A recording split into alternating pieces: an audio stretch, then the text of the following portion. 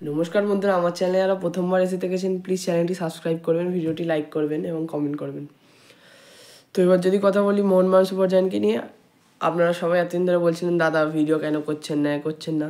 তো আমি এখন উত্তর দেবো, কারণ আমার প্রাইভেট ইস্যু ছিল কিছু। তো আমি এখন ফুললি ফিট অ্যান্ড ফাইন, আর আমার শরীরটা খুবই খারাপ ছিল। আমি এখন ফুললি ফিট অ্যান্ড ফাইন, এবার আমি ভিডিও বানাচ্ছি। তো আমি অনেক চ্যানেলে সার্জিও লোবেরার ব্যাপারে কথাবার্তা বলছিল, আমি সেগুলো কিছুই বলিনি, কারণ আমি জানতাম সার্জিও লোবেরা হয়তো মোহনবাগানে আসবেই। কারণ আমরা সকলেই জানি ওই যে সুপার কাপের হারের পর থেকে যে মলিনার মোহনবাগান পার্ট ওয়াইজ হয়ে যেতে চলেছে। তো সার্জিও লোবেরা আসতো, মানে কোচ আসতো নতুন, এটা জানি। সার্জিও লোবেরা এসছে, খুব ভালোই ব্যাপার, কারণ তিনি আইএসএল ইতিহাসে দ্বিতীয় সবচেয়ে সফল কোচ।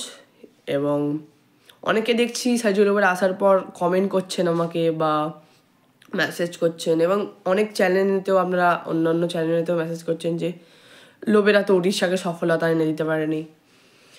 আমি একটা সিম্পল ভাষায় যদি বলি আপনাদের বুঝতে সুবিধা হবে, যে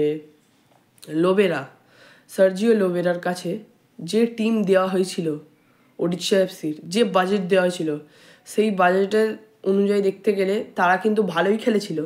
7 নম্বর কিংবা সেমিফাইনালসেও কমসে কম কোয়ালিফাই করেছিল, তো নকআউটসেও গেছিল।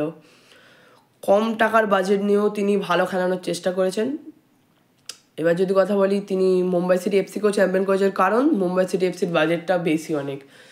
এফসি গোয়ার হয়ে তিনি চ্যাম্পিয়ন করিয়েছেন, নকআউট খেলিয়েছেন, কারণ এফসি গোয়ারও বাজেটটা বেশি।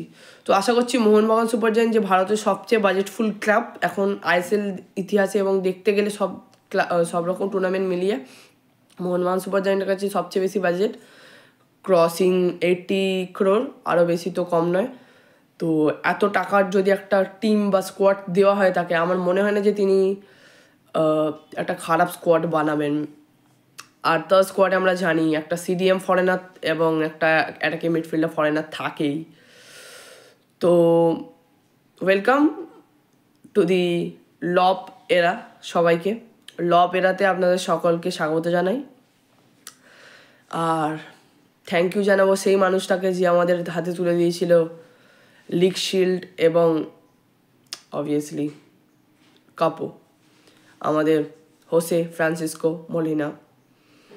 ধন্যবাদ বস, এত কিছু সফলতা দেওয়ার জন্য। এবং আপনি পরে যেই টিমের কাছেই বা যেখানেই কোচিং করাতে যান না কেন, ভালো সফলতা অর্জন করবেন আশা করি। আমাদের সাপোর্ট আপনার পাশে সবসময় থাকবে। তো মোহনবাগান সুপার জায়ান্ট লব এরা, মানে সার্জিও লোবেরার আন্ডারে প্র্যাকটিস করতে চলেছে 30শে নভেম্বর থেকে। হ্যাঁ বন্ধুরা, 30শে নভেম্বর থেকে মোহনবাগান সুপার জায়ান্ট শুরু করতে চলেছে তাদের প্র্যাকটিস। এটা কনফার্ম, হয়তো আপনারা সকলেই জানেন যে হতে চলেছে আইএসএল হয়তো ডিসেম্বরের শেষেতে বা জানুয়ারি স্টার্টিংয়েতেও। তাই সেই নিয়ে আমি অলরেডি একটা ভিডিও দেবো। সো লোবেরার আন্ডারে আশা করছি মোহনবাগান সুপার জায়ান্ট ভালো ফল করবে এবং ভালো প্লেয়ার্স আনবেন তিনি। So hope for the best. Mohun Bagan super giant এবার আইএসএলে ভালো ফল করবে। সো জয় মোহনবাগান।